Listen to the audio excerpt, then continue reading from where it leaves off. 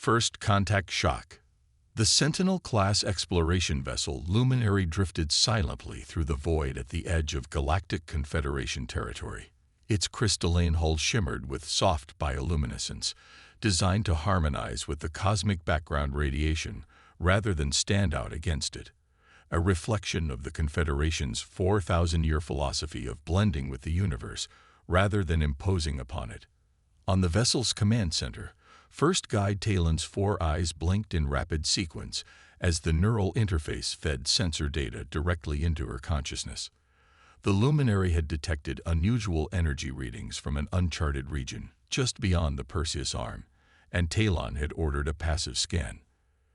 Unusual harmonics, she murmured to Second Guide Merithi, who floated nearby. Merithi's translucent skin displayed patterns of curious blue ripples as he absorbed the data Talon shared through the ship's communal thought network. Not natural, he agreed, his voice resonating with the musical tones characteristic of the Vosheri species. The energy signature suggests highly focused particle acceleration. And these radiation patterns?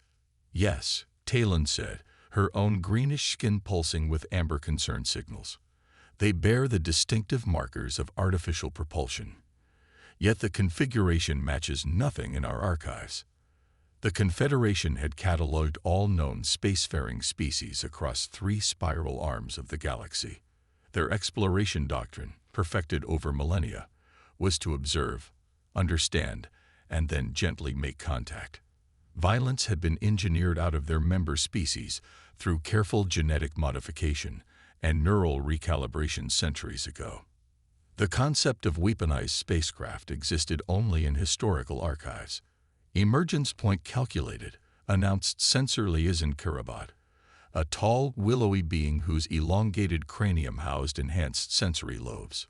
Unknown vessel will pass within visual range in approximately 17 minutes.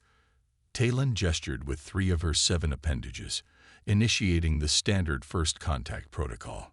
Throughout the Luminary, 800 crew members received the alert and moved to their assigned positions.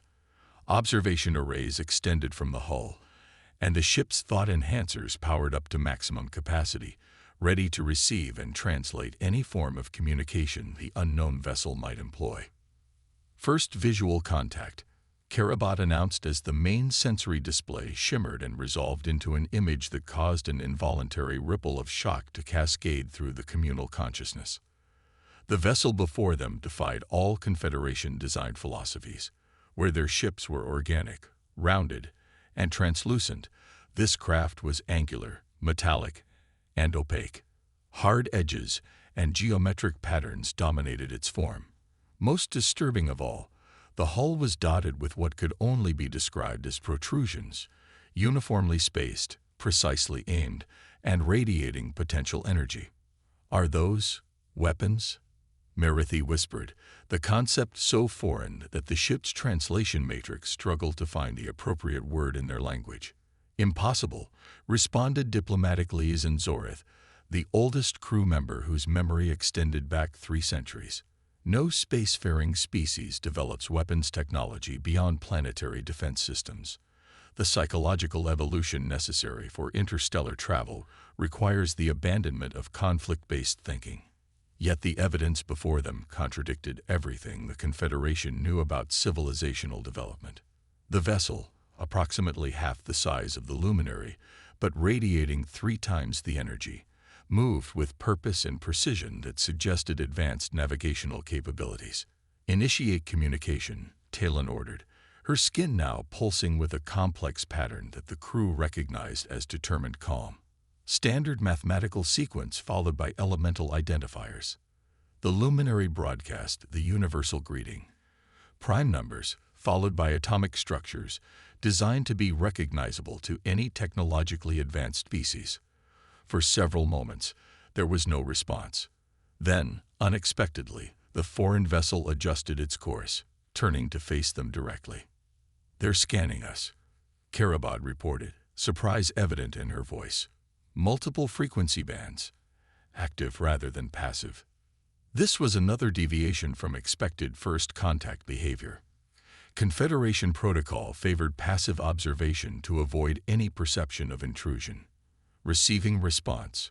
Announced communication specialist Jabari. It's structured, highly efficient. Translation matrices are adapting. The main display shifted, now showing an interior compartment of the foreign vessel. And there, standing in the center, was a being unlike any in Confederation records. It stood on two appendages, with two more limbs extending from its upper body. Its skin appeared to be covered in artificial layers, what they would later learn was called clothing. And its head featured only two forward-facing eyes, a protruding nasal structure, and a single mouth. "Greetings from Earth," the being said, its words now processed through the translation matrix. "I am Captain Helena Rodriguez of the UNSS Endeavour. We come in peace and friendship." A ripple of relief passed through the luminary's communal consciousness. Despite the vessel's unsettling design, the sentiment expressed was familiar and welcome. Talon stepped forward into the communication field. "I am First Guide Talon of the Galactic Confederation vessel Luminary. We welcome peaceful contact with your species." As they exchanged basic information, cultural analyst Vornith quietly examined the human vessel's design and the limited data being shared about their civilization.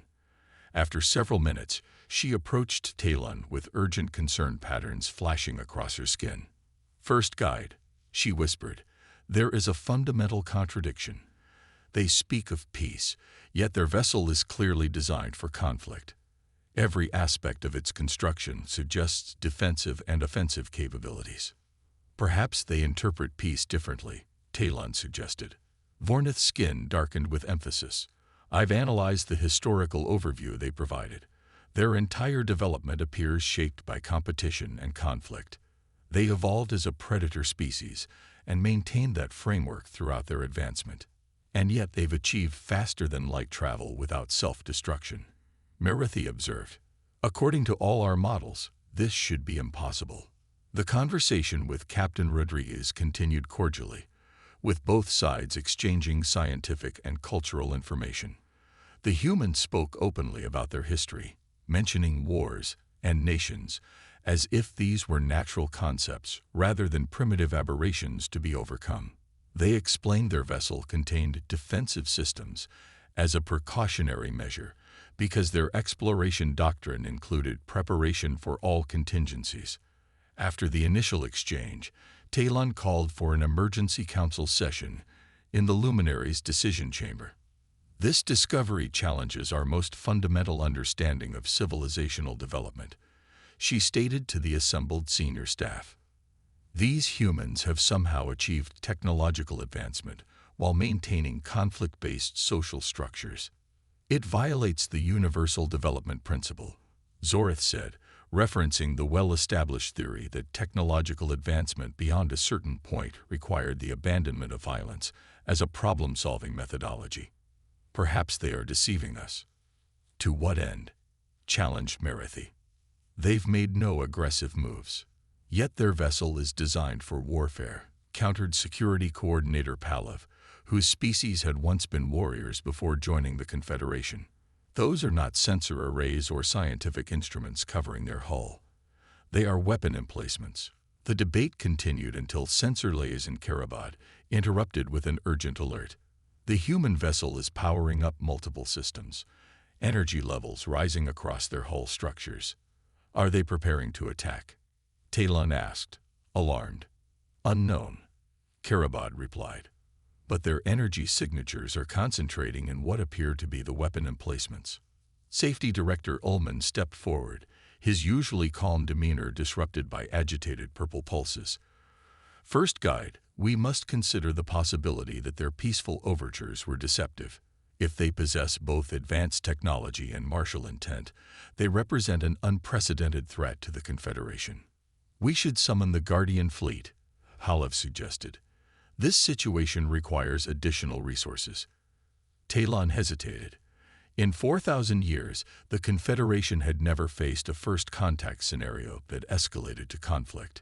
Their protocols didn't account for species that achieved space travel while retaining militaristic capabilities. The Guardian fleet will take at least 6 hours to arrive, she noted. We should maintain dialogue until then.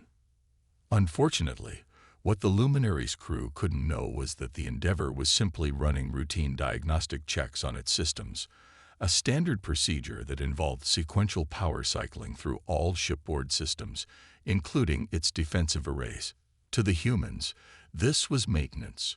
To the Confederation observers who had never developed military thinking, it appeared to be preparation for attack. When the Guardian fleet arrived, 26 vessels that served primarily as rescue and support ships, they found the Luminary maintaining a cautious distance from the human vessel. Admiral Zevin, commanding the flagship Harmony, immediately called for a strategic assessment. They made no overtly hostile moves, Talon reported, but their energy emissions have continued to fluctuate in patterns consistent with weapons charging cycles. Have they explained this behavior? Zevin asked. They claim these are routine system diagnostics, Talon replied, but the pattern matches nothing in our technological database. After reviewing the data, the Confederation leadership made a fateful decision. According to their understanding of technological development, no peaceful species would maintain weapons of such magnitude. The humans must be hiding their true intentions. And if they were deceptive about this, what else might they be concealing? We cannot risk allowing an inherently conflictual species access to Confederation space, Admiral Zevin declared. For the safety of all peaceful worlds, we must neutralize their capabilities before they can pose a greater threat. The Confederation fleet formed a containment pattern around the Endeavour, their bioengineered hulls pulsing with energy as they prepared the harmonic disruptors, non-lethal weapons designed to disable systems without causing biological harm. Human vessel, Admiral Zevin broadcast. Your technological configuration suggests hostile intent inconsistent with peaceful exploration. We require you to power down all systems immediately and prepare for boarding. Aboard the Endeavour, Captain Rodriguez stared at the screen in disbelief. They're treating standard diagnostics as a threat display, her first officer realized. Their society must have evolved so far from conflict that they've forgotten how to recognize routine security protocols. Open a channel, Rodriguez ordered. We need to clear this misunderstanding before. She never finished her sentence. The Confederation fleet, operating on a fundamental misinterpretation of human intentions, fired simultaneously 26 harmonic disruptors targeting what they believed to be the Endeavour's weapon and propulsion systems. What happened next would change galactic history forever. The harmonic disruptors, effective against Confederation technology, splashed harmlessly against the Endeavour's shield systems. Designed to counter energy weapons far more powerful than anything the Confederation had developed in millennia of peace, the human defensive screens held easily. Captain Rodriguez's expression hardened. They fired first, she stated for the record. Defensive protocols authorized. Non-lethal response only. The Endeavour moved with shocking speed and precision for a vessel its size. Point defense lasers activated automatically, intercepting secondary disruptor pulses. Then, with surgical precision, the human ship launched a series of electromagnetic pulse drones that attached to the hulls of 6 Confederation vessels, temporarily disabling their propulsion systems without harming their life support. Before the remaining ships could react, the Endeavour fired again. Precision beam weapons that carefully targeted communication arrays and sensor systems on 8 more vessels, effectively blinding them without causing catastrophic damage. In less than 90 seconds, over half the Confederation fleet drifted powerless, their crews unharmed, but their ships neutralized with a precision and efficiency that seemed impossible. Target the flagship's propulsion only, Rodriguez ordered. Minimum power. Let's end this demonstration. A single concentrated beam lanced out, severing the Harmony's main power conduit from its engines. The massive vessel's lights flickered but remained on as emergency systems engaged, exactly as the Endeavour's targeting computers had calculated. Open a channel to all vessels, Rodriguez said calmly. When the connection was established, she spoke clearly and without anger. Confederation vessels, this is Captain Helena Rodriguez. We have disabled your offensive capabilities without causing casualties or permanent damage. Your attack was unprovoked, yet we have responded with minimum necessary force. We still desire peaceful contact, but we will defend ourselves if necessary. Please respond when you're ready to talk." Admiral Zevin stared at the view screen, his skin pale with shock. The humans had neutralized 14 ships in less than 2 minutes, with a level of precision that indicated they could have destroyed the entire fleet had they chosen to. Yet they had deliberately avoided taking lives. "What are they?" he whispered, as the implications of what they had just witnessed began to sink in. The galaxy had just changed forever. The diplomatic revolution. 2 weeks after the confrontation that would later be known as the First Contact Incident, a different kind of meeting was taking place aboard the massive Confederation diplomatic vessel Concordia. Unlike the sleek, organic designs of their military ships, the Concordia was a sprawling structure of interconnected crystalline domes, each carefully engineered to accommodate different atmospheric requirements and biological needs. In the central chamber, a neutral space filled with carefully calibrated atmospheric fog that could support most oxygen-breathing species, 3 humans sat across from 7 Confederation representatives. Captain Helena Rodriguez was flanked by Dr. Elliot Chen, xenobiologist, and Commander Omar Al-Farzi, diplomatic officer. Across from them, Admiral Zevin and First Guide Talon represented the military and exploratory branches, while 5 cultural and biological analysis specialists completed the Confederation delegation. "Let me ensure I understand correctly," said cultural specialist Fornith, her translucent skin still displaying patterns of confusion despite days of discussions. "Your species developed spaceflight while still organized into competing nation-states." "Yes," confirmed Commander Al-Farsi. "The United Nations Space Service represents a coalition of Earth's nations, but we maintain separate governments, economies, and cultural identities. And you continue to maintain military forces even after achieving interstellar capability?" asked Admiral Zevin, who had spent the past 2 weeks attempting to reconcile human development with Confederation sociological models. "We do," said Captain Rodriguez, "though their purpose has evolved. What you witnessed was not aggression, but a defensive response calibrated to end hostilities with minimal harm." The Confederation representatives exchanged troubled glances. Their civilization had been founded on the principle that technological advancement naturally led to social harmony, that once a species mastered faster-than-light travel, they would have outgrown competition and conflict as organizing principles. "Our historical records suggest that all advanced civilizations eventually transcend the need for military structures," explained Talon. "The psychological evolution necessary for interstellar cooperation requires the abandonment of tribalism and competition." Dr. Chen leaned forward, his eyes bright with scientific curiosity. "That's fascinating, because our anthropological models suggested the opposite, that competition drives innovation and spurs advancement. Without the pressure to outperform rivals, we theorized that technological progress would stagnate." This statement sent a ripple of disturbance through the Confederation delegates. The idea that conflict could be a positive force rather than an evolutionary dead end challenged their most fundamental understanding of civilizational development. "Yet you clearly cooperate," noted biological analyst Mira, whose species had evolved from hive-minded insects. "Your vessel operates with coordination and purpose. Your crew follows hierarchical commands without apparent conflict. Cooperation and competition exist in balance for us," explained Dr. Chen. "We compete to improve, but cooperate to achieve what cannot be accomplished alone. Both drives coexist within human society and even within individual humans." This concept, the simultaneous existence of seemingly contradictory drives, was difficult for the Confederation representatives to process. Their civilizations had evolved through the systematic removal of competitive instincts, seeing them as primitive vestiges to be engineered away through genetic modification and neural recalibration. "This explains much about your vessel design," Admiral Zevin said thoughtfully. You prepare for conflict even while seeking peace, a paradoxical approach by our standards. We call it peace through strength, Rodriguez replied.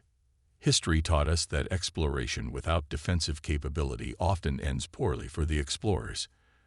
As the discussions continued, both sides began to recognize the profound implications of their meeting.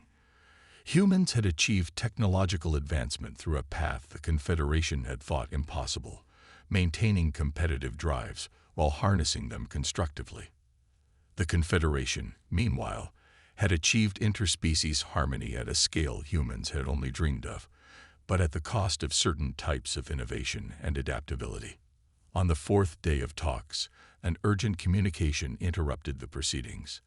A Confederation border outpost had gone silent. Initial investigations revealed a disturbing discovery, evidence of an unknown species with highly advanced technology and apparently hostile intent. The outpost's final transmission mentioned crystalline vessels, unlike any in our records, reported the emergency envoy. All 400 personnel are missing, and the station's biological components show signs of having been harvested. The Confederation representatives displayed physical signs of distress, skin patterns shifting to alarming colors, appendages trembling with unfamiliar emotional responses. "We must convene the Grand Council," Admiral Zevin declared. "This situation requires a Confederation-wide response." Captain Rodriguez exchanged meaningful glances with her officers before speaking. "Admiral, if I may, this situation might benefit from a human perspective." "How so?" asked Talon, genuine curiosity piercing through her concern.